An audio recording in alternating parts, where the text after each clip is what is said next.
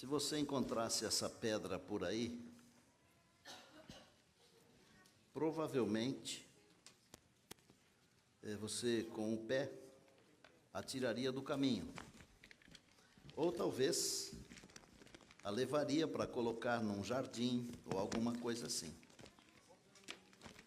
O que talvez você não saiba é que essa pedra aqui é um citrino amarelo, que quando trabalhada por alguém que entende, vira essa pedra aqui. Ok? Essa pedra aqui é o crente no momento que ele aceita Jesus. E Jesus não espera o crente estar assim para aceitá-lo. O Senhor Jesus aceita assim, bruto, ou bruta, como a pedra está, ok? E ao o crente permitir que Jesus o lapide, ele fica assim. Esta aqui, talvez você não chutaria, e nem levaria para o jardim, mas levaria para casa. Estas daqui, elas têm história. Esse é o segundo casal que anda comigo. O primeiro casal me roubaram. Aí logo depois de me roubarem o primeiro casal, que eu havia recebido de presente do pastor Noel Dias, nós tivemos a oportunidade de ir com o quarteto Arautos do Rei na cidade de Teófilo Otoni. E à tarde, antes do programa, eu fui visitar uma loja onde vendiam essas pedras. E eu expliquei para o dono da loja que eu queria comprar um casal de pedras, uma bruta e uma lapidada. O que eu não sabia é que elas custavam tão caro. Eu pensei assim na minha ingenuidade, não é? Eu não entendo de pedras. Eu pensei assim, eu vou pagar uns R$150, isso tem quase 20 anos, é claro, não é? R$200 no máximo. Aí quando eu perguntei o preço, eu não caí para trás, mas eram R$1.500. E eu disse para o senhor, olha, muito obrigado, eu não posso comprar. Eu disse, eu iria usar para ilustrar o meu sermão, mas é muito caro, eu não tenho esse dinheiro. Quanto que o senhor pensou pagar? Não, eu nem vou falar para não ofender o senhor. Eu pensei que eu ia pagar uns R$200. Ele falou, R$200 é o que custa para lapidar uma pedra. E eu o convidei para ir assistir o programa. Ele foi assistir o programa à noite no ginásio lá em Teófilo Otoni. Ele gostou. Me procurou depois do programa e falou assim, qual é o hotel que o senhor está? O senhor vai embora hoje? Não, vou embora amanhã. Ele disse, então deixa na portaria do hotel os R$200 e eu vou levar o casal de pedras para o senhor, porque o que o senhor faz, pouca gente faz. Eu vou contribuir com o seu ministério. Ele falou desse jeito. E me levou essas pedras lá. E eu deixei os R$200 lá. Por que eu trouxe essas pedras aqui? Primeiro, para mostrar para você que qualquer um de nós, nas mãos de Jesus, pode se tornar uma pedra preciosa. Sabia? As pessoas acham que muitos de nós somos muito bons, sabe? Nós não somos muito bons. Nós somos apenas instrumentos da mão de Deus, nada mais. Quando a música ou a palavra, quando estas coisas espirituais tocam o coração, não é porque nós somos bons. Os cantores e eu, nós nos preparamos, nós oramos, nós trabalhamos, nós pagamos um preço elevado para ter esse nível. Mas nós somos apenas instrumentos e nada mais. Qualquer um de vocês que estão nos acompanhando pela internet, qualquer um pode ser uma pedra lapidada nas mãos de Deus. Os que trabalham sabem que é importante trabalhar com ferramentas apropriadas, afiadas. Você não consegue fazer um bom trabalho se as ferramentas não são boas. é o mesmo que fazer uma comida. Pode ser um excelente cozinheiro, mas se os ingredientes não forem de primeira, é difícil sair uma comida espetacular. Deus quer nos usar como instrumentos poderosos, afiados, prontos. Eu quero, mais do que pregar um sermão, nesse último momento juntos desta ocasião, eu quero compartilhar uma ideia com vocês, que eu descobri aqui na Bíblia. E a ideia está relacionada com a história de Davi, quando ele enfrentou Golias. Está em 1 Samuel 17. 1 Samuel 17. Há duas coisas que me impressionam na história de Davi contra Golias. Não é o fato dele ser pequenininho e o gigante grandão. Isso impressiona muita gente, mas a mim não. O Deus que eu conheço, ele desconhece os tamanhos, porque ele é muito maior do que qualquer tamanho. O Deus que eu conheço, ele desconhece a força, porque ele é maior do que qualquer força. Quando eu digo ele desconhece, eu quero dizer que ele não está preocupado com isso, com tamanho e força. Ok? E num verso bíblico, num verso só da história de Davi, eu vou ensinar para você duas coisas. Primeiro, vou ensinar para você que para cada gigante da nossa vida, Deus tem uma pedra. Gravou? Primeira coisa, para cada gigante da vida, Deus tem uma pedra. E todos nós enfrentamos gigantes. E alguns são muito maiores do que o Golias. São terríveis. Ok? Segundo, num verso da Bíblia, o mesmo verso, eu vou ensinar para você que quem derruba o gigante, ou os gigantes da nossa vida, é Deus. Tá bom? Vamos ler então um versinho da Bíblia, da história de Davi enfrentando Golias. Eu vou ler aqui o verso de número 49. Davi colocou a mão no alforje e tomou dali uma pedra, e com a funda lhe a atirou, e feriu o filisteu na testa. A pedra encravou-se-lhe na testa, e ele caiu com o rosto em terra. Você lembra quantas pedras Davi pegou no riacho? Tem certeza? Tem ou não tem? 5 pedras. Ele tinha um embornal, ele tinha um surrão, um alforje, que é um negócio que fica dependurado assim, é um crossbody, ok? Ele pegou, primeiro, ele pegou 5 pedras do riacho, ele desceu no riacho. De um lado estava o exército dos filisteus, do outro lado estava o exército do povo de Deus. 40 dias, o gigante Golias desceu ali no ribeiro e afrontou o exército do Senhor. Ele queria uma disputa, lutar com alguém. Naqueles dias a lei da guerra era, se tem 2 campeões, eles lutam entre si, o campeão que vencer, o seu exército venceu. Davi desceu no riacho e pegou essas 5 pedrinhas aqui.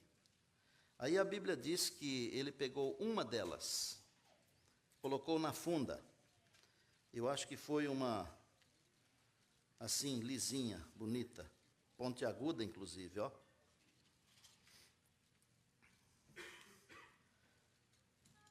Às vezes eu fico pensando o seguinte, Davi com uma pedra derrubou um gigante. E às vezes nós fazemos coisas nesta vida aqui tão grandes quanto derrubar um gigante, não é? Nós não podemos correr o risco de pensar que o que fizemos foi feito por nós mesmos. Temos que entender que foi feito pelo poder de Deus. Você escutou eu ler na Bíblia que o gigante caiu com o rosto na terra? Isso quer dizer que ele caiu para frente ou para trás? Você já tinha pensado nisso? Quando um indivíduo toma um tiro, por exemplo, na face, na testa, O projétil bate aqui, e o que acontece com ele? Vai para trás. Se ele toma uma pedrada na testa, para onde ele cai? Para trás. Por que que o gigante Golias caiu para frente? Para ensinar para você e para mim que quem derruba os gigantes da nossa vida é Deus. Aí outro dia alguém me falou assim, mas eu já li esse negócio um monte de vezes e não pensei nisso, que ele caiu para frente. Ou seja, quantos de vocês já leram a história e não tinham pensado nisso? Só para eu ter uma noção, levanta a mão, sem vergonha mesmo, sem medo. Até outro dia, mesmo tendo lido a Bíblia dezenas de vezes, eu também não tinha visto isso. Mas Deus, em sua generosidade, falou, Neumuel, como você gosta de falar para o meu povo, vou te dar mais um trunfo. Você sabe que Deus tem um monte de trunfo no bolso? Peça para Ele, Ele dá. Eu contei a história aqui do caranguejo ou não? Contei. Eu pedi para Deus um trunfo, uma luz, e Ele me deu. Deus dá. Então, está claro que quem derruba os gigantes da vida é Deus? Está claro para você, sim ou não? Sim. Então, voltando à primeira ideia. Por que que Davi pegou 5 pedras e não uma? Eu tenho escrito aqui na minha Bíblia, porque a minha Bíblia, ela está cheia de anotações. Não sei se dá para ver aí, ó. Isso aqui é só sobre a luta de Davi e Golias. Por exemplo, anotei aqui, ó. Golias tinha mais 4 irmãos gigantes, 2 Samuel 21, 15 a 22 e 1 Crônicas 20, de 1 a 8. Falando sobre a agilidade de Davi, que tinha matado um urso e um leão, não era só Davi que era bom, não. Na tribo de Benjamim, a Bíblia diz que tinha 700 atiradores canhotos, que eles atiravam com a sua funda num fio de cabelo e não erravam. Então, não sou só eu, não é só você. Deus tem um monte de gente. Deus tem mais 7.000 que não dobraram os joelhos a Baal. Deus tem. Ok? Agora, por que será que se Davi tinha tanta confiança assim em Deus, por que que ele pegou 5 pedras e não uma só? Porque quando ele foi na direção do gigante, o gigante falou assim, mas você vem contra mim com vara, com pau, com funda? Eu vou arrebentar com você, moleque. Eu vou dar suas carnes para as feras. O que que o Davi falou? Você vem a mim com a lança, com etc e tal, mas eu vou a ti em o nome do Senhor dos Exércitos de Israel, a quem tu afrontaste. Tem alguém aqui que tem um irmão de sangue aqui ou não? Irmão carnal? Você? Está aqui? Está aqui, a Nádia. Lembrei, hein, Nádia? Se baterem nela, você vai ficar muito brava, não vai? E se bater nela, você também vai ficar brava, não vai? Se tiver 2 irmãos de sangue brigando, não entra no meio não, viu? Sabe por quê? Eles param a briga, eles se juntam e batem em você. Eu estou mentindo? Alguém já enfrentou essa situação de apanhar por ir apartar a briga de 2 irmãos? Vocês sabem o que eu estou falando. É o sangue, gente. É o sangue. Eu tenho 8 irmãos, 6 homens e 2 mulheres. E nós somos muito família, e é família de italiano, que fala alto.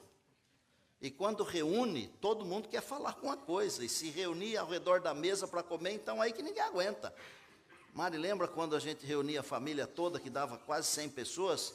A minha mãe cozinhava aquele mundo de coisa assim, e aquele povo comendo e falando, um querendo que o outro entendesse, e vai subindo a temperatura, ninguém entende nada. São os irmãos. Eu vou falar uma coisa aqui, que não está escrito nem no Espírito de Profecia, não foi a senhora White que escreveu, nem nos demais livros inspirados e nem na Bíblia, mas está aqui no meu coração. E eu tenho o direito de raciocinar. Davi deve ter pensado assim, eu vou derrubar o gigantão e os irmãos. Então está aqui uma para Golias e uma para cada um dos irmãos. porque de repente o negócio vira contra mim. E por que Davi pegou 5, gente? Para me ensinar que para cada gigante, e eu estou falando coisa que está na Bíblia, hein? Golias tinha, eu já citei os textos bíblicos aqui, ele tinha 4 irmãos. Tinha um deles que era tão grande, que tinha 6 dedos na mão direita, na mão esquerda, 6 no pé direito, 6 no pé esquerdo. É muito grande, muito grande. 5, porque para cada gigante da nossa vida, Deus tem uma pedra. Eu posso afirmar a você o seguinte: se você estiver enfrentando um gigante, e for a ele em nome do Senhor dos Exércitos, Deus vai derrubar o gigante para você. Deus vai derrubar o gigante para você. Agora, é importante você ter uma pedra para cada gigante. Tá bom? Paulo, quando falou desse negócio, ele falou assim: revesti-vos de toda a armadura de Deus. Não é para ter só um dos requisitos, uma só parte da indumentária. É para ter toda a armadura. O corpo todo tem que estar coberto. São as 5 pedras. Então, você não sabe onde e quando o gigante vai aparecer. Eu aprendi, porque eu fiz o exército. Não se constrói fortaleza durante a guerra. Gravaram? A fortaleza se constrói antes da guerra. Então, construa a sua fortaleza. Tenha as pedras. Desça no ribeiro, se encontre com Deus, fale com Ele. Pergunte para Ele quais são as pedras. E enfrente os gigantes em nome do Senhor. Pastor, estou enfrentando o gigante já faz 1 mês. Ele não cai. O tempo de Deus é diferente do nosso. O Golias desceu no vale 40 dias. Eu fico pensando assim, os caras se borravam de medo do Golias. Você é o Fabinho, não? Estou vendo você aí, bem-vindo, filho. Os caras ficavam com medo. A gente também tem medo. Nós temos medo. E há certos gigantes que eles são muito amedrontadores. Mas espere no Senhor. Porque Deus tem o seu tempo. E o tempo de Deus é diferente do nosso. A irmã Samira, querida, ela me procurou pedindo oração sobre um assunto que é importante. E eu contei para ela que a minha mãe, ela orou 30 anos por um irmão dela, um irmão da minha mãe. Era um irmão, ele era muito mulherengo, tio João, e ele não queria saber nada de Deus. E a minha mãe orou por aproximadamente 30 anos pela conversão do irmão. Ela não conseguia ver o gigante caindo. Não conseguia.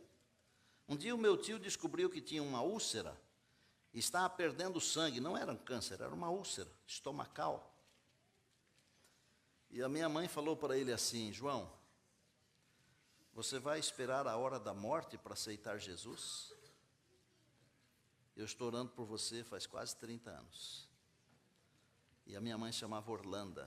E ele falou: não, Landa, eu não vou esperar a hora da morte, não, porque eu não sei se ela está perto, parece que está perto.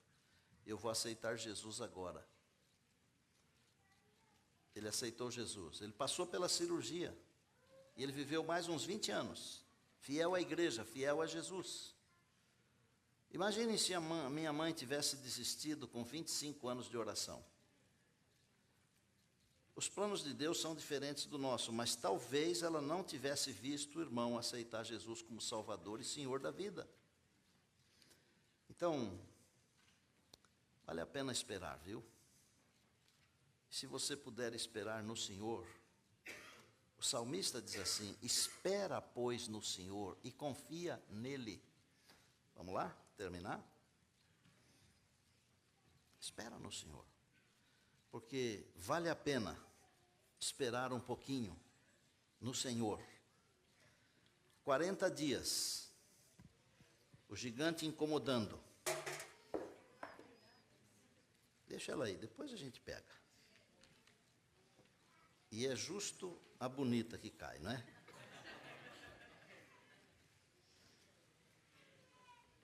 Quarenta dias esperando. 40 dias. Esse 40, ele pode não significar 40 para você. Ele pode significar quase que uma existência inteira. Às vezes ele significa 5 dias. E às vezes significa a duração de uma prece. Ok? Lembre-se, quem derruba os gigantes da nossa vida é Deus. E o Senhor nosso Deus, para cada gigante, Ele tem uma pedra. Não desanime, não desista, never give up. Ok? O último convite que eu quero fazer é o seguinte. Eu gostaria de fazer uma prece de reconsagração de todos nós e pedir para Deus que Ele nos unja com seu poder, para que ao enfrentarmos os gigantes da vida, da existência, saibamos confiar plenamente nele, sabedores de que é Ele quem derruba os gigantes da vida, e que para cada um dos gigantes que temos que enfrentar, o Senhor nosso Deus tem uma pedra. Eu gostaria que ao você ouvir a música, você se aproximasse aqui de nós. Quando eu digo você, eu quero dizer todos vocês. Uma junção aqui, nós vamos ficar todos juntos e misturados aqui, com o Senhor nosso Deus, com o nosso Salvador e Senhor, o Senhor Jesus, com Deus Espírito Santo, que durante essa semana tocou o nosso coração, de todos nós, dos cantores, o meu, o seu e também o seu. Essa oração é também para você, que está acompanhando a gente aí, tá bem? Vale a pena esperar um pouquinho em Deus.